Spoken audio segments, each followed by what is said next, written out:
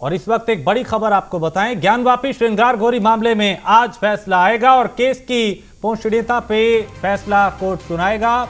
मुकदमा चलने योग्य है या नहीं, इस पर अहम फैसला आ जाएगा। फैसला आने से पहले सुरक्षा के पुख्ता इंतजाम किए गए हैं। पूरे कमिश्नरेट एरिया में धारा 144 लागू कर दी गई है। जिला कोर्ट में दोनों पक्षों की सुनवाई पूरी हो चुकी है और अब फैसले की घड़ी है और पूरे देश की निगाहें ज्ञानवापी के इस मामले पे टिकी हुई हैं, क्योंकि आज फैसले का दिन है।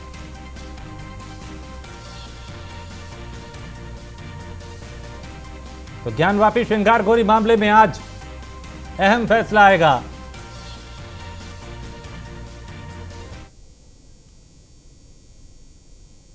और ज्ञानवापी मामले में एडीजी कानून व्यवस्था का बयान भी आया। उन्होंने कहा कि सभी जगह अलर्ट जारी किया गया है और कोर्ट के आदेश का पालन कराया जाएगा। अराजक तत्वों के लिए पुख्ता व्यवस्था की गई है, उनसे निपटने के लिए प्रशांत कुमार ने यह भी कहा। और जगह जगह हमारे जवान तैनात हैं, डिजिटल वॉलंटियर्स को लगाया गया है।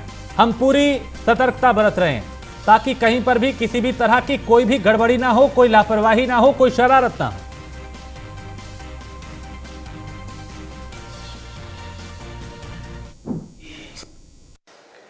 वाराणसी के जिला न्यायाधीश के द्वारा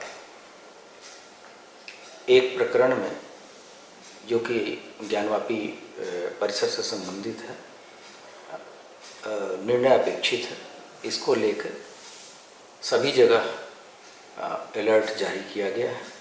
सभी जो हमारे संवेदनशील जनपद हैं वहाँ पे लगातार अधिकारी गश्त कर रहे हैं तथा इस संबंध में उन्होंने सभी संबंधित पक्षों से वार्ता भी की है। उनको बताया भी गया है कि जो भी माननीय न्यायालय के डिसीजन आएंगे उसके अनुसार ही पुलिस को कार्रवाई करनी है और कानून व्यवस्था या शांति व्यवस्था भंग न होने पाए, इसके लिए सबसे अपील भी की गई है और संबंधित पक्षों के द्वारा भी इस संबंध में बयान जारी किए गए हैं। साथ ही साथ कोई भी अराजक तत्व या ऐसा तो उपद्रवी तत्व इन स्थितियों का फ़ायदा न उठा पाए, इसके लिए पुख्ता व्यवस्थाएं की गई हैं। उसके लिए जगह जगह पे स्टैटिक रिजर्व लगाया गया है। हमारे जो कि फोर्स है उसके साथ राइट गियर भी है और सेक्टर स्कीम लगा के लगातार पुलिस और प्रशासनिक अधिकारी भ्रमण कर रहे हैं। साथ ही साथ आज मंडे का भी दिन है। आज व्यावसायिक प्रतिष्ठान 2 दिनों के बाद से खुलते हैं, तो उसके लिए भी लेके विशेष व्यवस्थाएं की गई हैं। साथ ही साथ जो ERB की गाड़ियां हैं उसको भी विशेष रूप से लगातार भ्रमणशील रहने के निर्देश दिए गए हैं। जो डिजिटल वॉलंटियर्स हैं उनसे भी हमारा लगातार संपर्क है ताकि कोई भी लाभप्रद सूचना हो तो उसे वो तत्काल पुलिस अधिकारियों को बताएं, जिससे कि हम कम से कम समय में रेस्पॉन्ड करके चीज़ों को नियंत्रित करें।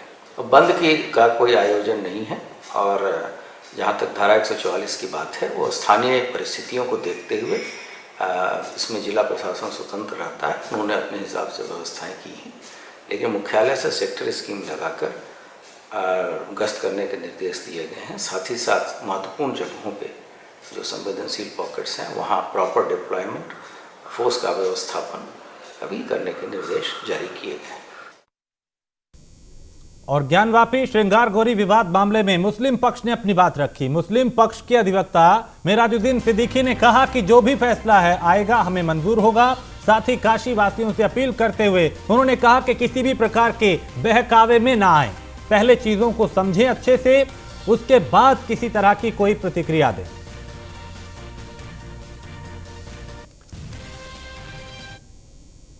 अदालत में दोनों पक्षों की बहस हुई है, ईमानदारी से बहस हुई। अब बहस हमने अपने पक्ष को रखा, उन्होंने अपने पक्ष की बात रखी, अपने हक की बात रखी। अदालत जो भी फैसला करेगी, हमको हमारी तो अपील ये है कि दोनों पक्ष को स्वीकार करना चाहिए, चाहे किसी के भी हक में हो। और जो भी हमारे पास कागजात थे, सबूत थे, हम उस सबूत के, उस कागजात के बिना पर हमने कोर्ट में खड़े होकर अपनी बात को रखा और ईमानदारी से रखा। अब ये अदालत के विवेक के ऊपर है कि अदालत क्या करे। और वहीं ज्ञानवापी मामले में फैसला आने से पहले वाराणसी पुलिस कमिश्नर ए सतीश गणेश ने काशी वासियों से क्या अपील की, उन्हें सुनते हैं। वाराणसी कमिश्नरेट में कल न्यायालय के द्वारा एक महत्वपूर्ण मामले में निर्णय सुनाए जाने की संभावना के दृष्टिगत आज सभी वरिष्ठ अधिकारियों के साथ, जिसमें SHOs, ACPs, एडिशनल DCPs और DCPs सारे अधिकारी प्रतिभाग किए थे, उन्हें संवेदित किया गया है। धारा 144 CRPC के आदेश निर्गत कर दिए गए हैं। जनपद में सेक्टर स्कीम लागू की जा रही है। प्रत्येक जगह पर खासतौर से मिक्स आबादी वाले इलाकों में पुलिस का पर्याप्त सुरक्षा प्रबंध किया जा रहा है। जो हमारे पेट्रोल की गाड़ियां हैं यानी कि PRV व्हीकल्स हैं, उनको स्ट्रेटेजिक लोकेशंस पे स्टेशन किया जा रहा है। QRTs की टीम गठित कर दी गई है। प्रत्येक QRT के साथ में एक इंस्पेक्टर रैंक के अधिकारियों को लगाया गया है और हम लोग का प्रयास है कि कानून व्यवस्था की स्थिति किसी भी दशा में आउट ऑफ। और अब आपको ग्राफिक्स के जरिए दिखाते हैं कि आखिर हिंदू पक्ष और मुस्लिम पक्ष का दावा क्या है। दोनों के अपने अपने दावे हैं। हिंदू पक्ष का दावा है कि 16वीं सदी में औरंगजेब ने मंदिर तोड़ा था, जबकि मुस्लिम पक्ष का यह दावा है कि मस्जिद वक्फ बोर्ड की संपत्ति है। और हिंदू पक्ष का दावा है कि काशी विश्वनाथ के एक हिस्से को तोड़ा गया। मुस्लिम पक्ष कह रहा है कि मंदिर तोड़कर नहीं बनाई गई मस्जिद। और इसी तरीके से हिंदू पक्ष ये कहता है कि मंदिर तोड़ के मस्जिद बनाई गई। मुस्लिम पक्ष का दावा कि हिंदू पक्ष की याचिका गलत है, यह दावा गलत है। तो मस्जिद में मंदिर के अवशेष मौजूद हैं, हिंदू पक्ष ये कह रहा है, जबकि याचिका वर्शिप एक्ट का उल्लंघन है, यह मुस्लिम पक्ष का दावा है। तो देवी देवताओं की मूर्तियां मौजूद हैं वहां पे, यह हिंदू पक्ष का दावा, जबकि मुस्लिम पक्ष ये कह रहा है कि हिंदू पक्ष की याचिका खारिज की जाए। और नंदी का मुख मस्जिद की ओर है, यह हिंदू पक्ष का दावा है। वजूखाने में ढांचा मिला है, मुस्लिम पक्ष ये कह रहा है। अलग अलग दोनों के दावे जो हैं वो हम आपको बता रहे हैं। और इन दावे वहां पे रखे गए, दलीलें वहां पे कोर्ट में रखी गई। और आज इसी दलीलों के बाद कोर्ट अपना फैसला सुनाएगा इस पूरे मामले को लेकर कि अब आगे क्या होगा, ये मामला सुनवाई योग्य है या नहीं। श्रृंगार गौरी को लेकर ही चूंकि 5 महिलाओं ने याचिका दायर की थी और अब उसको लेकर आज का दिन बेहद अहम है। आज फैसले की घड़ी है और पूरे देश की निगाहें आज ज्ञानवापी पे हैं। अगली खबर लखनऊ से है, जहां डिप्टी सीएम ब्रजेश पाठक से खास बातचीत की है और सभी फरियादी की समस्या का समाधान कर रहे हैं, ये उन्होंने कहा। मदरसों के सर्वे को लेकर कार्रवाई शुरू हो चुकी है, ब्रजेश पाठक ने यह भी कहा, और कानूनी प्रक्रिया के तहत सर्वे पूरा किया जाएगा। तो जो गलत है, गैर कानूनी है, सिर्फ उन्हीं पर कार्रवाई होगी। जो सही है उन्हें डरने की जरूरत नहीं है। तो जो गलत है, गैर कानूनी है, सिर्फ उन पे कार्रवाई होगी। और डिप्टी सीएम ब्रजेश पाठक से खास बातचीत की न्यूज़ 1 इंडिया के संवाददाता ने। उन्होंने कहा कि सभी फरियादी की समस्या का समाधान हम कर रहे हैं और मदरसों के सर्वे को लेकर कार्रवाई शुरू हो चुकी है। जो गलत है उन्हें बख्शा नहीं जाएगा और जो सही है उनको छेड़ा नहीं जाएगा। कानून प्रक्रिया के तहत, यानी जो कानूनी प्रक्रिया है उसी के तहत कार्रवाई की जाएगी। जो गलत है, गैर कानूनी है, सिर्फ उन्हीं पर कार्रवाई होगी। तो डिप्टी सीएम ब्रजेश पाठक ने कई और बातों का जिक्र किया। उन्होंने कहा कि लगातार काम किया जा रहा है, लोगों की समस्याओं का समाधान किया जा रहा है, मदरसों के सर्वे को लेकर कार्रवाई शुरू हो चुकी है और कानूनी प्रक्रिया के तहत सर्वे पूरा किया जाएगा। जो गलत है, गैर कानूनी है, सिर्फ उन्हीं पर कार्रवाई होगी। जो सही है उन्हें डरने की जरूरत नहीं और जो गलत है उनको बख्शा नहीं जाएगा। हालांकि इस पूरे मामले पर सियासत भी खूब हुई है, आरोप प्रत्यारोप का दौर भी चला है, लेकिन मदरसों को आधुनिक बनाने की दिशा में, उन्हें सुविधाएं देने की दिशा में कई कदम उठाए जा रहे हैं और उसी के लिहाज से ये सर्वे हो रहा है।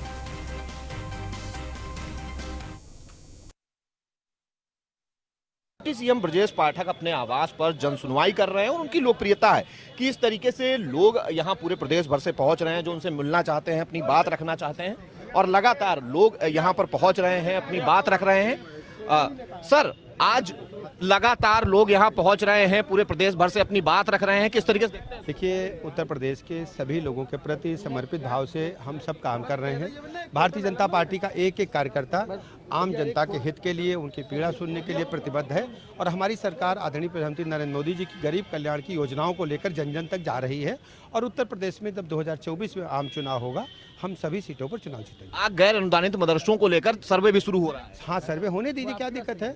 जो गैर कानूनी है उन्हीं को दिक्कत है और हम कानून का पालन करा करके रहेंगे। कुछ लोग कानून व्यवस्था को चुनौती देने की कोशिश कर रहे हैं। देखिए, उन पर कड़ी कार्रवाई होगी। बिल्कुल, ये है डिप्टी सीएम ब्रजेश पाठक जो कह रहे हैं कि हमारे कार्यकर्ता पूरे प्रदेश भर से चाहे जहां से आ रहे हों, हम लगातार उनकी बातों को सुन रहे हैं, उनको देखने की कोशिश करते हैं कि सभी का निस्तारण हो और साथ ही साथ जहां तक मदरसों को लेकर सवाल है, लगातार कानून के हिसाब से मदरसों पर सुनवाई हो रही है और कहीं ना कहीं एक कोशिश भी हमारी है कि जो गैर कानूनी मदरसे हैं सिर्फ उन्हीं पर कार्रवाई होगी, बाकी लोगों पर नहीं। और जो लोग कानून व्यवस्था को चुनौती देने की कोशिश कर रहे हैं उन पर कानूनी कार्रवाई की जाएगी। निश्चित तौर पर उत्तर प्रदेश सरकार इस सर्वे को पूरा करेगी। कैमरामैन सैफ के साथ मैं SK Vajpayee, news one India, Lucknow. और देश भर में गैंगस्टर्स के ठिकानों पर छापेमारी की गई है। गैंगस्टर के 60 ठिकानों पर एनआईए ने छापा मारा है। 160 अधिकारी छापेमारी की कार्रवाई में जुटे हुए हैं और कुख्यात गैंगस्टर लॉरेंस बिश्नोई के धूतरवाला स्थित घर पे छापा मारा गया है। यमुनानगर में गैंगस्टर काला राणा के घर पर भी एनआईए ने रेड की और दिल्ली के अलीपुर में गैंगस्टर टिल्लू ताजपुरिया के घर पर भी छापा मारा गया। दिल्ली के बवाना में भी गैंगस्टर नीरज बवानिया के घर पे छापा मारा गया। एनआईए की यह छापेमारी देश के करीब 60 ऐसे ठिकाने जहां पे छापेमारी की जा रही है। दिल्ली में भी नीरज बवाना के यहां छापा मारा गया। दिल्ली के बवाना में भी गैंगस्टर नीरज बवानिया के घर पे रेड मारे गए। और दिल्ली से हमारे संवाददाता इस खबर पे ज्यादा जानकारी के साथ पीयूष तिवारी हमारे साथ जुड़ चुके हैं। पीयूष, एनआईए ने छापेमारी की है। जो गैंगस्टर जिन्होंने उत्पाद मचाया, अपराध की दुनिया में अपराध की बड़ी वारदातों को अंजाम दिया, उनके यहां पे छापेमारी की जा रही है। नीरज बवानिया के यहां भी छापा मारा गया। क्या कुछ जानकारी मिल पा रही है?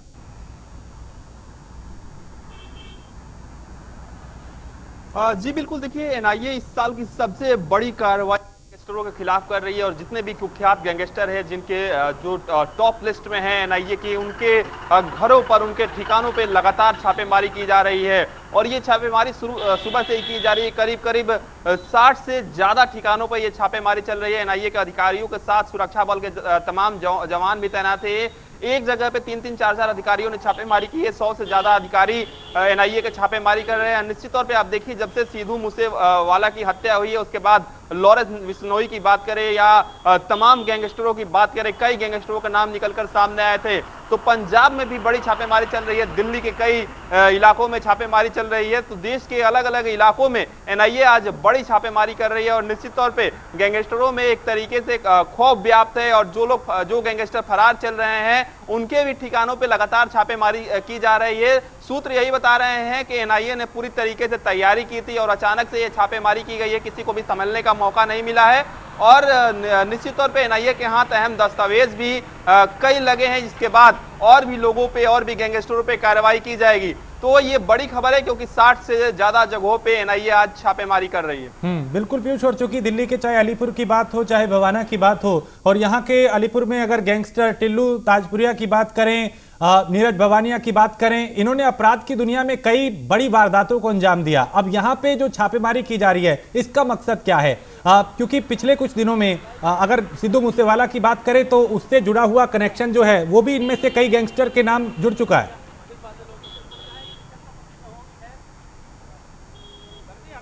जी बिल्कुल, देखिए, सिद्धू मूसेवाला की हत्या के बाद से लगातार कई गैंगस्टरों के नाम निकल के सामने आई, कई गैंगस्टरों की गिरफ्तारी हुई है। ऐसे में अगर आज हम बात करें तो एनआईए छापेमारी कर रही है और कई गैंगस्टरों के माता पिता से पूछताछ चल रही है कि क्या कुछ रोल है, क्या उनके परिवार वालों का उसमें सहयोग तो नहीं है, क्या इनडायरेक्टली तरीके से परिवार वाले तो अपने उस गैंगस्टर की किसी गैंगस्टर का सपोर्ट नहीं कर रहे हैं, तो नहीं कर रहे हैं। इन सब तमाम विषयों को लेकर आज एनआईए छापेमारी कर रही है। कई अहम दस्तावेज हाथ लगे हैं और निश्चित तौर पे कई पुख्ता सबूत थे एनआईए के पास, जिसके बाद एनआईए ये बड़ी कार्रवाई कर रही है, क्योंकि गृह मंत्रालय लगातार ऐसे मामलों को लेकर कई बैठकें भी कर चुका है, जिसमें लगातार गैंगस्टरों पर शिकंजा कसने की बात गृह मंत्रालय की ओर से कई बार कहा गया है। और इसी कड़ी में एनआईए आज एक बड़ी कार्रवाई कर रही है।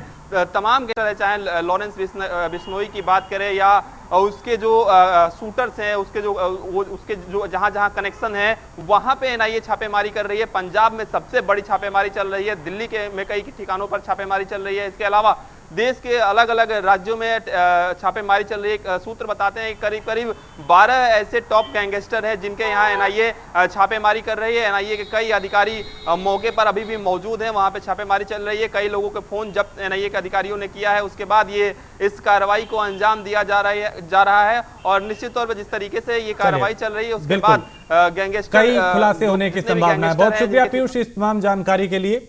और आगे बढ़ते हैं। दिल्ली के मुख्यमंत्री अरविंद केजरीवाल का गुजरात दौरा है। आज से 2 दिन तक गुजरात में रहेंगे अरविंद केजरीवाल। अहमदाबाद में ऑटो ड्राइवर्स और सफाई कर्मचारियों से वो मुलाकात करेंगे। तो दिल्ली के मुख्यमंत्री अरविंद केजरीवाल का 2 दिन तक अब वो गुजरात में रहेंगे और इन 2 दिनों में कई लोगों से मुलाकात करेंगे, कई कार्यक्रमों में शामिल होंगे। और अहमदाबाद में जो ऑटो चालक हैं, जो सफाई कर्मचारी हैं, उनसे मुलाकात करेंगे। दिल्ली के मुख्यमंत्री अरविंद केजरीवाल का 2 दिवसीय गुजरात दौरा है। और बिहार जेडीयू शिक्षा प्रकोष्ठ के प्रदेश अध्यक्ष रहे कन्हैया सिंह से हमारे संवाददाता मनोज कुमार सिंह ने खास बात की। बातचीत में कन्हैया सिंह ने कहा कि स्वतंत्र होकर भी लोगों की मदद की जा सकती है। और क्या कुछ कहा, उन्हें सुनते हैं। आज हमारे साथ कन्हैया जी मौजूद हैं। जो कन्हैया जी पहले शिक्षा प्रकोष्ठ के प्रदेश अध्यक्ष हुआ करते थे जदयू से, उन्होंने अब जदयू से इस्तीफा दे दिया है। नीतीश जी से नाराज चल रहे हैं। आप क्यों नाराज चल रहे हैं सर? आरसीपी सिंह तो नाराज चल ही रहे थे, अब आप भी नाराज चलने लगे। नहीं, देखिए हम लोग किसी से नाराज नहीं है। जब तक सैद्धांतिक रूप से किसी के साथ जुड़े रहते हैं तब तक उनके साथ रहते हैं। जब रास्ते अलग हो जाते हैं तो लोग भी अलग हो जाते हैं। युवा आपसे अपेक्षा रखे हुए थे जदयू में, युवा जितने वर्ग थे आपके साथ जुड़े हुए थे। नहीं, मैं युवाओं के साथ हूँ। युवाओं को राजनीति में आनी चाहिए, उसके भागीदार बननी चाहिए। और मैं सारे युवाओं से अपील करना चाहता हूँ ना कि आप एक स्वतंत्र विचारधारा के साथ चलिए। आप किसी पार्टी के साथ नहीं बंधी।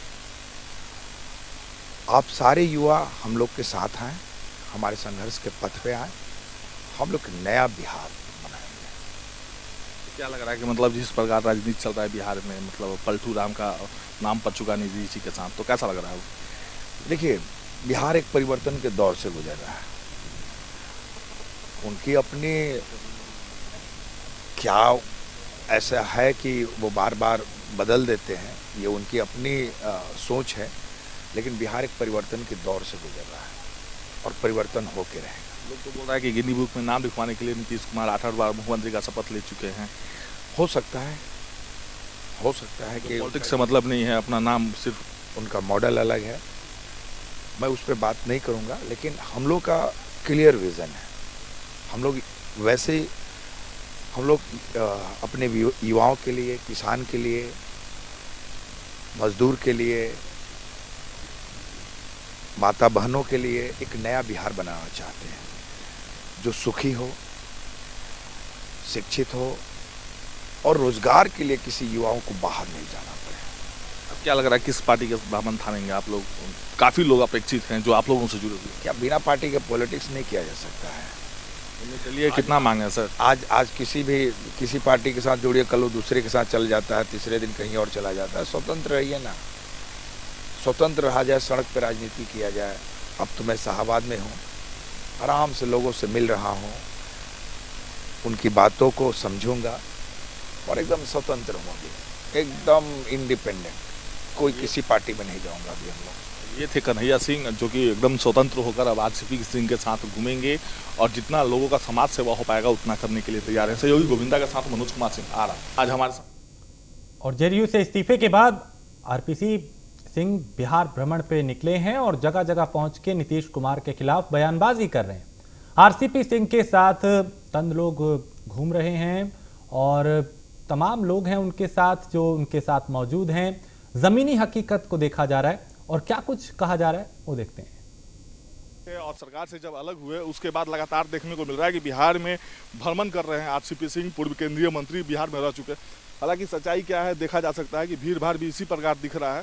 सिर्फ जितना उनका चल रहा है बस उतना ही, मतलब लोगों को बुलाना और अपना भाषण देना, लेकिन लोग मन से उनका भाषण भी सुनना नहीं चाह रहे हैं। यहाँ तक कि देखा जा सकता है कि जिस प्रकार अभी व्हाइट कलर के जितने नेता हैं सिर्फ कुछ बुलाए हुए नेता हैं, भाड़े पे के नेता हैं, इस प्रकार इनका ये पूरा बिहार भ्रमण करने का काम कर रहे हैं। हालांकि सच्चाई ये भी है कि भीड़ भाड़ भी थोड़ा सा भी नहीं लग रहा है। यहाँ तक कि एक होटल के रिसोर्ट में ये पहुँचे जहाँ उद्घाटन था, लोगों का भीड़ था, उस समय अपना इन्होंने बात रखना चाहा। हालांकि पूरे बिहार भ्रमण करने की बात कह रहे हैं लेकिन जनता इनके साथ नहीं दिख रही है। सहयोगी गोविंदा के साथ मनोज कुमार सिंह, आरा। खबर कैमूर जिले के दुर्गावती से है, जहां कर्णपुरा गांव के पास बने संपार फाटक को रेल और स्थानीय पुलिस प्रशासन की मौजूदगी में बंद कर दिया गया। बता दें कि कर्णपुरा संपार फाटक पे आवागमन के लिए कोई व्यवस्था नहीं होने की वजह से लोगों को कई तरह की दिक्कतें हो रही थी। लोगों में काफी आक्रोश था।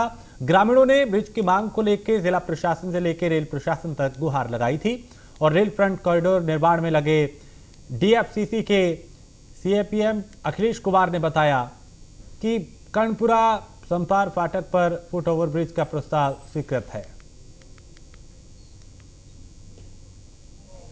काम प्रारंभ हो जाएगा रैम का और फुट ओवर ब्रिज का, बाइक को जाने आने के लिए और लोगों को पैदल आने जाने के लिए। इसके लिए हमने 3 दिन पहले केंद्रीय मंत्री भारत सरकार माननीय अश्विनी कुमार चौबे से पैरवी भी किया था। जब रोड पर हंगामा हुआ था तो गेट के पास उन्होंने मेरी बात को सुनी, ध्यान से सुना। उसके बाद मतलब कि डीआरएम से वार्ता हुई, डीएम से वार्ता हुई, जीएम से भी बात हुआ रेल के। उसके बाद हम गेट पर आए। गेट पर दोनों पक्षों को मिला जुला करके मैंने शांति का वातावरण बना। लोग चले गए, प्रशासन के लोग भी, गांव के लोग भी चले गए।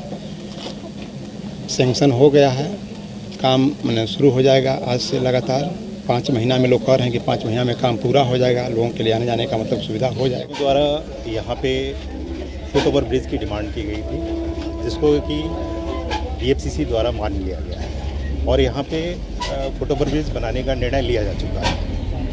हम लोग जल्दी ही कोशिश कर रहे हैं यहाँ पे बना दें। 4 से 5 महीने के अंदर हम कोशिश करेंगे कि यहाँ पे फुट ओवर ब्रिज बन जाए। पहले फुट ओवर ब्रिज जो है केवल सीढ़ियों के साथ था। अभी दारा सिंह जी ने जो है ना और दूसरे लोगों ने जो है ना यहाँ प्रस्ताव रखा कि इसमें रैम्प भी दिया जाए। वो भी हम कोशिश करेंगे कि उसमें शामिल हो जाए। एक लड़ाई लड़ रहे थे 3 नंबर गेट पर बनाने के लिए ओवर ब्रिज। आज हम लोग संतुष्ट एक रेलवे के पदाधिकारी हम लोग के साथ यहाँ मौजूद हुए। हम लोग को आश्वासन दिए, मीडिया में अपने जुबान से बोले भी कि आप लोग का ब्रिज बन जाएगा। 4 साढ़े 4 महीना का समय उन्होंने मांगा है। 4.5 महीने के अंदर ब्रिज बना के दे देंगे। अभी आज क्या हो रहा है? आज जनता से पूछा जा रहा है कि आप लोग संतुष्ट हैं, गेट को बंद करना है। तो जनता संतुष्ट है, गेट बंद होगा, कल से काम लगेगा। नवादा जिले के रजौली बाजार में प्रोजेक्ट गर्ल्स स्कूल के पास स्थित पतंजलि स्टोर में शरारती तत्वों ने आग लगा दी। घटना में 6 लाख रुपए के नुकसान का आकलन किया जा रहा है। घटना के बाद पीड़ित दुकान संचालक जो है उन्होंने थाने में लिखित शिकायत भी दी है। दुकान में सुबह जब उठे हम तो देखे बाहर से मेरा शटर मतलब बंद है, फ्लॉक देखे पूरा घर में धुआं भर गया। तो जब बाहर निकले तो देखते पूरा लॉके बंद है, मेरा खुलने रहा था गेट। तो फिर बगल में आस पड़ोस को ठकाए तो शटर खोले देखे पूरा आग लगा हुआ है। कोई असामाजिक तत्व बाहर से आकर के पेट्रोल छिड़क के सुतरी के द्वारा दुकान में आग लगाया है और दोनों दुकान में लगाया। एक दुकान तो बच गया, दूसरा दुकान में मेरा आधा सामान जल गया।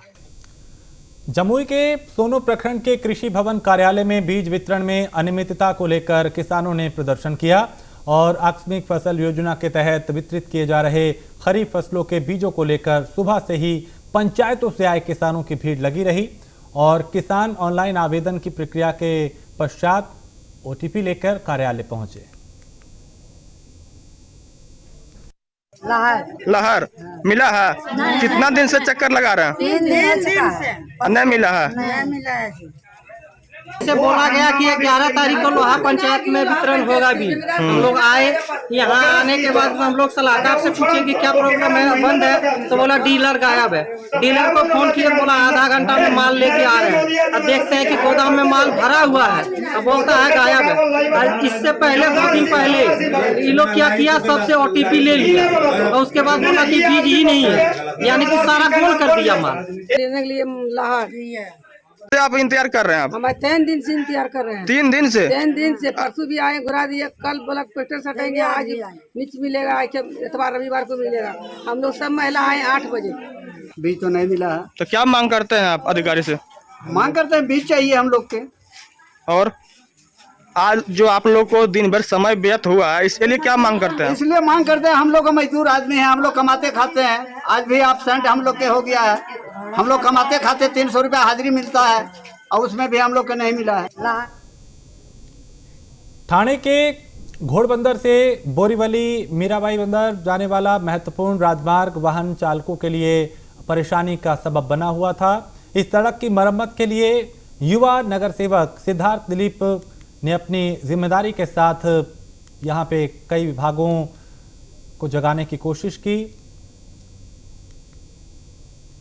और अब इस काम यानी जो मरम्मत का काम है इस सड़क पे वो शुरू हो चुका है।